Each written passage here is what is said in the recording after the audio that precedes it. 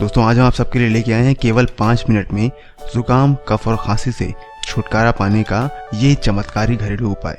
तो जानने के लिए इस वीडियो को पूरा जरूर देखिए।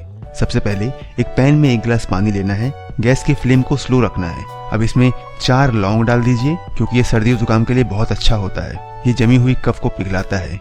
अब यहाँ पे दूसरी चीज हमने ली है काली मिर्च। 15-20 काली मिर्च के दाने पीस लेना है क्योंकि पीस के डालेंगे तो ये अच्छा रहेगा, इससे पूरा अर्क निकल कर आएगा। तो काली मिर्च को पीसकर इस काढ़े में डाल देना है। ये काली मिर्च एंटीबैक्टीरियल होती है और ये सर्दी जुकाम में बहुत फायदा करती है। यहाँ पर तीसरी चीज लेनी है दालचीनी।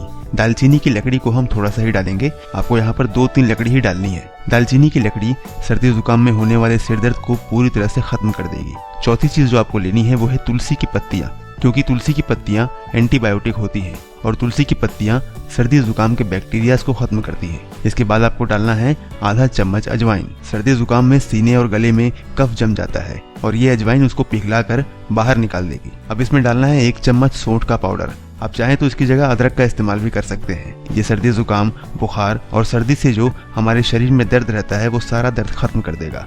अब इसमें डालेंगे 1/4 चम्मच हल्दी पाउडर। यहाँ पर हम काढ़े में जितनी भी चीजों का इस्तेमाल कर रहे हैं सब की सब एंटीबायोटिक हैं। अब इसमें हम डालेंगे 2 छोटी इलायची।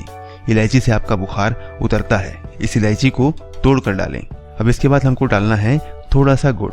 अब इस पूरे काढ़े को कम आंच पर खौलने दें। अब इसमें 1/4 काला नमक डाल दीजिए। अगर आपके पास काला नमक नहीं है तो आप नॉर्मल सफेद नमक ले सकते हैं जो आप खाने में यूज करते हैं।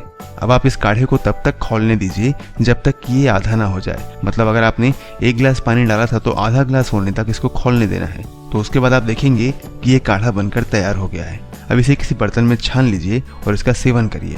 इस काढ़े को पीने के 5 मिनट बाद से ही आपको जुकाम, कफ और खांसी में तुरंत आराम मिलना शुरू हो जाएगा। तो कैसा लगा ये नुस्खा हमें कमेंट में जरूर बताइए।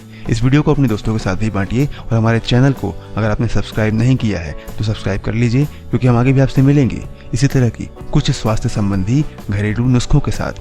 तब तक दीजिए हमें इजाजत। अपना ख्याल रखिए। नमस्कार।